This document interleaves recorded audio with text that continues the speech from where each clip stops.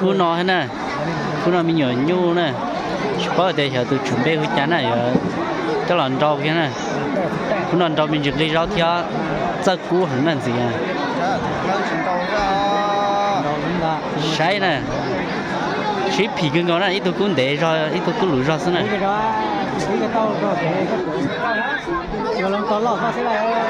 招见的。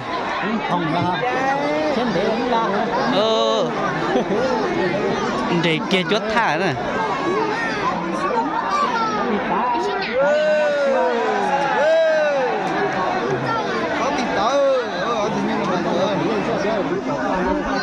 cái chồng nó tôi nhận cháu một kìa nó là giờ kem của họ vậy cho ta lo gì chờ nè theo đồ chính thả đấy vậy sản đâu cưng có liền nè này bây giờ từ cảnh đầu đeo năm để chạy ra cho xe gì tua đi cảnh đâu thế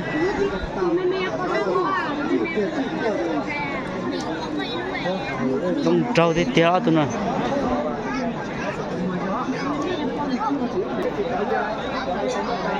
trâu kia đó nè trâu kia chứ xe bây giờ ô cúi cho nè trồng lầu rau cái nón đây ô ký cúi dập là rồi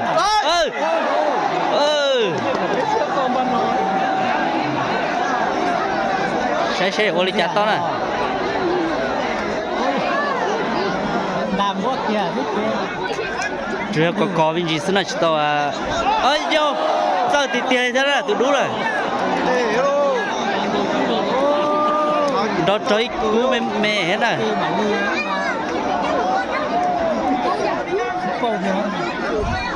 sẽ tụi tôi nga tụi tôi to rồi tại sao nó chỉ tao bao liền nè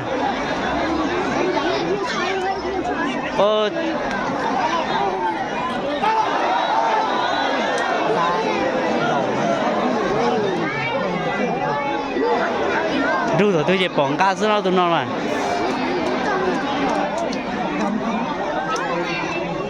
จะให้มันแท่งสิ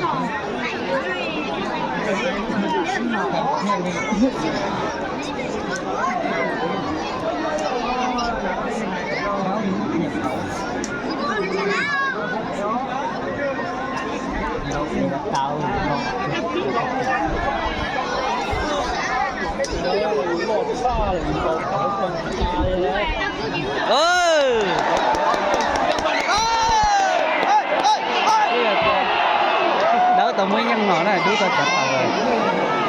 Trong cơn gió này nó tao chửi nè, tao như đôi trong cơn vậy.